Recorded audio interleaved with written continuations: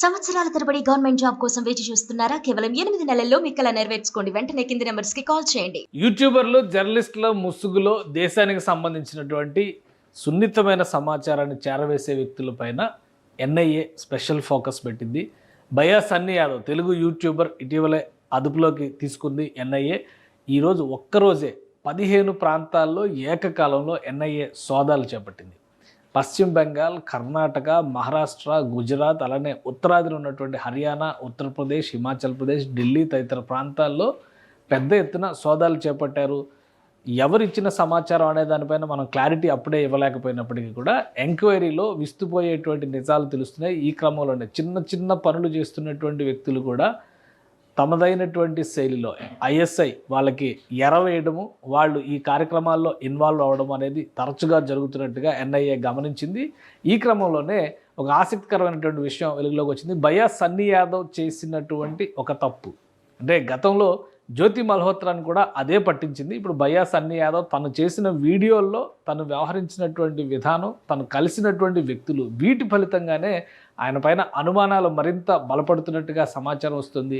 ఈ క్రమంలోనే ఎన్ఐఏ అతన్ని అదుపులోకి తీసుకుని విచారిస్తున్నట్టుగా తెలుస్తుంది. అసలు ఏం వీడియోలు చేశారు, ఆ వీడియోల్లో ఎవరిని కలిశారు, ఎవరితో మాట్లాడారు, ఎలాంటి మాటలు మాట్లాడారు, ఒకసారి విశ్లేషించేటువంటి ప్రయత్నం చేద్దాం. ఇది భయ్యా సన్నీ యాదవ్కి సంబంధించినటువంటి యూట్యూబ్ ఛానల్. ఈ ఛానల్ గురించి ప్రత్యేకంగా మనం చెప్పాల్సిన అవసరం లేదు. ఆయన హెడర్లోనే పెట్టారు 100 దేశాల్లో పర్యటించినటువంటి తెలుగు యూట్యూబర్ అనేటువంటి మాట చెప్పారు. బైక్ మీద ఒక మోటార్ సైకిల్ డైరీస్ తరహాలో బైక్ మీద వివిధ దేశాల్లోకి ఎంటర్ అయ్యారు. అదే ఒక సమస్యను ఆల్రెడీ తెచ్చిపెట్టింది ఒక నెల రోజుల క్రితం. మెక్సికో నుంచి అమెరికా వెళ్ళేటువంటి క్రమంలో అతను వ్యవహరించినటువంటి విధానం, అలానే బెట్టింగ్ యాప్ల్ని ప్రమోట్ చేస్తున్నారనేటువంటి ఆరోపణలు, వీటి వలన లాస్ట్ మంత్ ఏప్రిల్ నెలలోనే కేసులు ఫైల్ అయినాయి.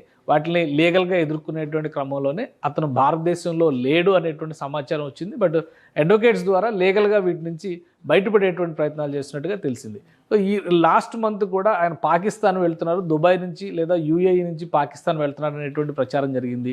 తర్వాత ఎక్కడున్నారనేటువంటి ఎంక్వైరీలో పాకిస్తాన్లోనే ఉన్నట్టుగా తెలిసింది.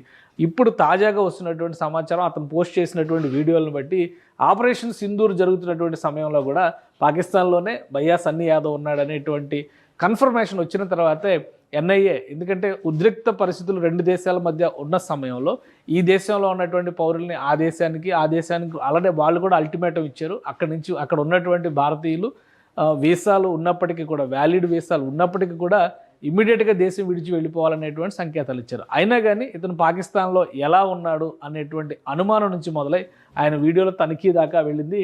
సో మొత్తం ఇక్కడ చూస్తే మోస్ట్ పాపులర్ వీడియోస్ కూడా 3 days బ్యాక్ పెట్టినటువంటి వీడియోస్ కూడా 3 లక్షలు 4 లక్షలు ఉన్నాయి. ఆ రోజే అదుపులోకి తీసుకున్నారు ఎన్ఐఏ అధికారులు. ఒకసారి ఈ వీడియో లిస్ట్ చూద్దాం మనం. ఆపరేషన్ సింధూర్ జరిగింది ఈ నెల 7వ తేదీ నుంచి 9వ తేదీ 10వ తేదీ మధ్యలో జరిగిన ఆపరేషన్ సింధూర్. ఆ తర్వాత నుంచి కాల్పుల విరమణ జరిగింది, ఎంక్వైరీలు జరుగుతూ ఉన్నాయి. సో ఆ సమయంలో కూడా ఆయన ప్రమోట్ చేసినటువంటి వీడియోలు ఒకసారి ఇక్కడ గమనించి చూస్తే 3 వారాల కిందట భయ్యా సన్నీ యాదవ్, 3 వారాల కిందట అంటే మనం ఆల్రెడీ బెట్టింగ్ యాప్లకు సంబంధించినటువంటి వివాదం రేగి నెల రోజులు అవుతుంది. ఆ సమయంలో అతను పాకిస్తాన్లో ఉన్నాడని చెప్పడానికి ఈ వీడియోలే ఆధారం. పాకిస్తాన్ నుంచి, ఇండియా నుంచి పాకిస్తాన్, అలానే ఈ వీడియోలన్నీ కూడా Day 1 Day 2 అని చెప్పని వీడియోలు పెట్టారు.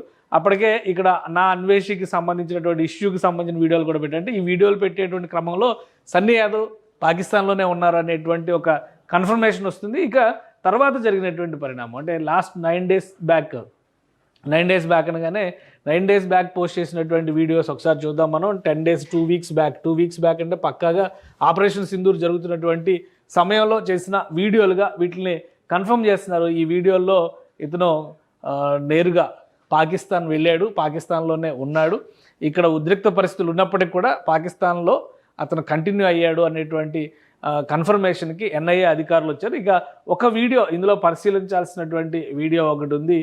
పాకిస్తాన్ వెళ్ళినటువంటి తొలి భారతీయుడు అని చెప్పని చెప్తున్న క్రమంలోనే ఈ వీడియోని ఒకసారి గమనించి చూస్తే కనుక ఇందులో లాహోర్లో స్టే చేసినట్టుగా ఆ వీడియో ట్యాగ్లైన్లో హెడ్డింగ్లోనే పెట్టారు క్లియర్గా, my first day in Pakistan Lahore. So Indo Pak on bike day 8వ రోజు సంబంధించినటువంటి వీడియోలో అయితే ఇందులోనే ఒక యూనివర్సిటీలోకి సన్నీ యాదవ్ వెళ్ళాడు. అక్కడ అతను కలిసినటువంటి మరొక యూట్యూబర్, అంటే పాకిస్తానీ యూట్యూబర్ ఇతను. మరికొంతమంది యూట్యూబర్లతో కూడా సన్నీ యాదవ్ కలిశాడు, వాళ్ళు కొంతమంది ముఖాలు చూపించలేదు, హెల్మెట్లు ఉంచుకునే మాట్లాడారు. కొంతమంది మాత్రం ఒకరిద్దరు మాత్రమే ఇతనితో ఓపెన్గా మాట్లాడారు. పాకిస్తాన్లో ఫుడ్ ఎలా ఉంటుంది, పాకిస్తాన్లో లైఫ్ స్టైల్ ఎలా ఉంటుంది, పాకిస్తాన్లో యూనివర్సిటీ అంటే ఒక ప్లానింగ్ లేకుండా ఒక యూనివర్సిటీకి వెళ్ళి ఆ యూనివర్సిటీలో ప్రజెంటేషన్ ఇచ్చేంత చనువు సాధారణంగా ఎవరికి రాదు. ఎందుకంటే యూట్యూబర్స్ వెళ్ళేది వాళ్ళ కంటెంట్ తయారు చేసుకోవడానికి, వాళ్ళకి అక్కడ ఉన్నటువంటి లొకేషన్స్ని ఇంట్రడ్యూస్ చేసి ట్రావెల్ యాక్స్ చేసేటువంటి యూట్యూబర్ కాబట్టి దానిపైనే ఫోకస్ పెడతారు. కానీ సన్నీ యాదవ్ మాత్రం స్పెషల్గా ఒక ప్రజెంటేషన్ చేశాడు ఇక్కడ యూనివర్సిటీలోకి వెళ్ళి అనేది ప్రధానమైనటువంటి ఆరోపణ. రైట్, ఇది పాకిస్తాన్ యూనివర్సిటీలోకి వెళ్ళే ముందర సన్నీ యాదవ్ కలిసినటువంటి వ్యక్తులు వీళ్ళంతా వీళ్ళు ఎవరు, ఈయనకి ఎలా పరిచయం ఉన్నారు అనే ఎంక్వైరీ కూడా ప్రస్తుతం నడుస్తుంది. ఇండియన్ బైక్ వేసుకొని నేనైతే పాకిస్తాన్ యూనివర్సిటీ లోపలికి వెళ్తానా, ఇది ఒక డిఫరెంట్ ఎక్స్పీరియన్స్ అన్నమాట. యూనివర్సిటీ ఆఫ్ టెక్నాలజీ అంట ఇది. సో ఓకే, ఇంకా వీళ్ళైతే మనల్ని ఇన్వైట్ చేస్తున్నారు.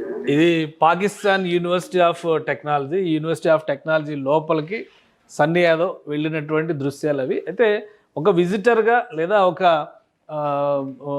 యూట్యూబర్గా అక్కడ ఏం జరుగుతుంది, ఎలా జరుగుతుంది, స్టూడెంట్స్ లైఫ్ స్టైలు, అలానే అక్కడ ఉన్నటువంటి ఎక్విప్మెంటు, ఈ అరేంజ్మెంట్స్ అన్నిటి గురించి ప్రజెంట్ చేయడం అనేది ఒక మామూలు విషయం. కానీ తనను తాను అక్కడికి వెళ్ళిన తర్వాత యూనివర్సిటీలో జరుగుతున్నటువంటి ఒక ప్రజెంటేషన్ సెషన్లో తనకు సంబంధించినటువంటి యాక్టివిటీని కూడా సన్నీ యాదవ్ ప్రజెంట్ చేశాడు. ఇది ఆసక్తికరంగా మారినటువంటి సంఘటన. ఇది అక్కడ సస్టైనబుల్ టూరిజం మీద ఒక సెమినార్ జరుగుతున్నట్టుగా కనిపిస్తుంది మనం చూస్తున్నటువంటి వీడియోలో.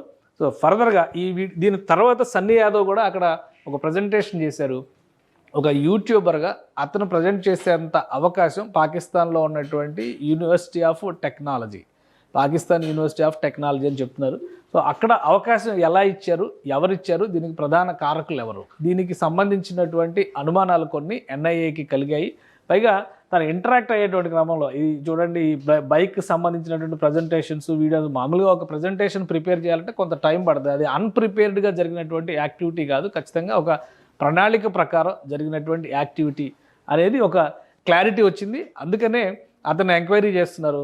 ఇంకా ఫర్దర్గా ఎవరెవరిని కలిశారు, తర్వాత ఇదే వీడియోలో ఇంకొక మాట ఉపయోగించారు సన్నీ యాదవ్. సో ఈ ప్రజెంటేషన్ అయిపోయిన తర్వాత యూనివర్సిటీ నుంచి తను హోటల్ రూమ్కి వెళ్ళిపోయేటువంటి క్రమంలో అతనితో పాటు కొంతమంది ఫాలో అయ్యారు. వాళ్ళు ఎవరో ఏంటనేది క్లారిటీ ఇవ్వలేదు. బట్ వాళ్ళందరూ కూడా యూట్యూబర్స్ అనేటువంటి ఒక యూట్యూబర్స్గానే వాళ్ళందరినీ ఇంట్రడ్యూస్ చేస్తూ వచ్చారు. సో యూట్యూబర్స్ టీంతో కలిసి ఈ ప్రజెంటేషన్ అయిపోయినాక అక్కడ స్టూడెంట్స్తో ఒకరిద్దరితో ఇంటరాక్ట్ అయ్యారు. కొంతమంది స్టూడెంట్స్తో కూడా మాట్లాడారు. ఇండియాకి పాకిస్తాన్కి ఉండే డిఫరెన్స్ గురించి కూడా మాట్లాడారు. ఈ వీడియోస్లో అన్నీ ఉన్నాయి. తర్వాత రూమ్కి వెళ్ళిపోయిన తర్వాత రెస్ట్ తీసుకుని వాళ్ళందరితో, స్టూడెంట్స్ అందరితో కూడా ఫొటోస్ దిగారు. సో ఇది బాగానే ఉంది ఇక్కడ వరకు. ఇక్కడికి వెళ్ళిన తర్వాత రెస్ట్ తీసుకుని వెళ్ళిపోయేటప్పుడు కూడా సన్నీ యాదవ్ ఒక కీలకమైనటువంటి మాట చెప్పారు. ఏంటి ఆ మాట ఒకసారి చూద్దాం. ఫ్రెండ్స్ అయితే వచ్చారనమాట. ఇంకొక ఫ్రెండ్, నా ఫ్రెండ్ వాళ్ళ ఫ్రెండ్, నేను ఎప్పుడు కాలేదు, చూడలేదు. సో ఈయన నా కోసం ఎందుకు వచ్చింది ఏంటంటే, నేను ఇండియా నుంచి కొన్ని టాబ్లెట్స్ తీసుకుని వచ్చాను అనమాట ఒక క్యాన్సర్ పేషెంట్ కి. సో ఆ టాబ్లెట్స్ చేయడానికి అయితే మాత్రం ఇప్పుడు ఈయన కలెక్ట్ చేసుకోవడానికి వచ్చారు అనమాట. అంటే ఈ టాబ్లెట్స్ ఇక్కడ నుంచి మళ్ళీ ఇక్కడే పాకిస్తాన్ లో అబుటాబాద్ అని చెప్పేసి ఒక ప్లేస్ ఉంటుంది, ఆ ఊరికి అయితే ఇప్పుడు ఈ టాబ్లెట్స్ వెళ్ళాలన్నమాట. నేను వెళ్ళి ఈ టాబ్లెట్స్. రైట్, ఇది సన్నీ యాదవ్ చెప్పినటువంటి మాట. అబోటాబాద్ అనేటువంటి ప్లేస్కి క్యాన్సర్కి సంబంధించినటువంటి మెడిసిన్స్, అంటే ఒక ప్లాన్ ప్రకారం ఆయన వెళ్ళాడు అనేది ఒక క్లారిటీ వస్తుంది. అందులో నెల క్రితం ఆల్రెడీ పాకిస్తాన్లో ఉన్నారు, మళ్ళీ వచ్చిన తర్వాత మళ్ళీ వెంటనే పాకిస్తాన్కి వెళ్ళేటువంటి ప్లాన్ చేసుకున్నారు. క్యాన్సర్ పేషెంట్ అని చెప్తున్నారు. పైగా అబోటాబాద్ అనేటువంటి ఒక లొకేషన్ పేరు చెప్తున్నారు. అబోటాబాద్ అనేటువంటి లొకేషన్ పేరు వినగానే బయట ప్రపంచంలో అందరికీ తెలిసేది, గతంలో అంతర్జాతీయ ఉగ్రవాది అని చెప్పినటువంటి ఒసామా బిన్ లాడెన్ని అక్కడే పట్టుకున్నారు. అబోటాబాద్లో చాలా వరకు ఉగ్ర శిబిరాలు ఉన్నాయని భారతదేశం కూడా ఆరోపిస్తుంది. అబోటాబాద్ ఎక్కడుంది అది కూడా ఒకసారి మనం విశ్లేషించేటువంటి ప్రయత్నం చేద్దాం. సో ఇది పాకిస్తాన్లో ఉన్నటువంటి అబోటాబాద్ రీజియన్. ఇక్కడ నుంచి ఒక్కసారి మనం ఇలా జూమ్ అవుట్ చేసుకుంటూ వస్తే ఇది ఇండియన్ బార్డర్కి, ముఖ్యంగా కాశ్మీర్ బార్డర్కి ఎంత దగ్గరలో ఉంది అనేది కూడా ఒక క్లారిటీ వస్తుంది మనకి. సో ఇక్కడి నుంచి తీవ్రవాద శిబిరాలు నడిచేటువంటి ప్రాంతాలు చాలా ఉన్నాయి. ఇక్కడ ఈ లొకేషన్ ఇది ఇంటర్నేషనల్ బార్డర్గా చూపించేటువంటి ప్లేస్ ఇది. కాకపోతే భారతదేశానికి సంబంధించి శ్రీనగర్ ఇక్కడ కనిపిస్తుంది, ముజఫరాబాద్ ఇక్కడ కనిపిస్తుంది. అంటే Abbottabad very near to Pak occupied Kashmir. Pakistan ఆక్రమించినటువంటి కాశ్మీర్కి అతి సమీపంలో ఉండేటువంటి ప్రాంతాలు. మీకు ఇంకా క్లియర్గా చెప్పాలంటే ఇక్కడ పూంచ్, రాజౌరి, ఈ సెక్టార్స్ అన్నీ కూడా కనిపిస్తుంది. ఇటు అటు జరిగినటువంటి పరిణామాలు. ఇక్కడ చూస్తే బాలాకోట్ అనేటువంటి ప్లేస్ కనిపిస్తుంది. బాలాకోట్ స్ట్రైక్స్ గురించి మనకు తెలుసు. ఆల్రెడీ సర్జికల్ స్ట్రైక్స్ భారతదేశం చేసింది. గతంలో జరిగినటువంటి తీవ్రవాద దుశ్చర్యలకి ప్రతిఘాతంగా భారతదేశం బాలాకోట్ పైన అటాక్ చేసిందని. సో ఇక్కడ అబోటాబాద్కి చెందినటువంటి పేషెంట్ అనేటువంటి మాట ఉపయోగించడం, ఈ అబోటాబాద్ ఎక్కడికి అంటే ఈ అబోటాబాద్లో ఉన్నటువంటి ఆ వ్యక్తులతో ఈయనకు ఉన్నటువంటి సంబంధం ఏంటి, పరిచయాలు ఏంటి, సో వీటన్నిటిని విశ్లేషించే క్రమంలోనే భయ్యా సన్నీ యాదవ్ ఇదే వీడియోలో కొంతమంది యువకులతో కలిసి బైక్ పైన వెళుతూ లాహోర్లో వెళుతూ కొన్ని రెస్టారెంట్స్కి సంబంధించినటువంటి దృశ్యాలు కూడా ఇందులో ప్రజెంట్ చేశారు. సో ఇవన్నీ కూడా అనుమానాస్పదంగా ఉన్నాయి. ప్లస్ ఇది షూట్ చేసింది ఎప్పుడు, ఏ రోజు అనేటువంటి సందేహాలు ఉన్నాయి. ఎందుకంటే ఈ వీడియో పోస్ట్ చేసింది ఈ మధ్యనే రీసెంట్గా పోస్ట్ చేసినటువంటి వీడియో 3 days చూపిస్తుంది. ఆఫ్టర్ అటాక్స్ భారతదేశం సర్జికల్ స్ట్రైక్ అంటే భారతదేశం ఆపరేషన్ సింధూర్ చేసిన తర్వాత తీసిన వీడియోలా, అంతకు ముందర తీసిన వీడియోలా.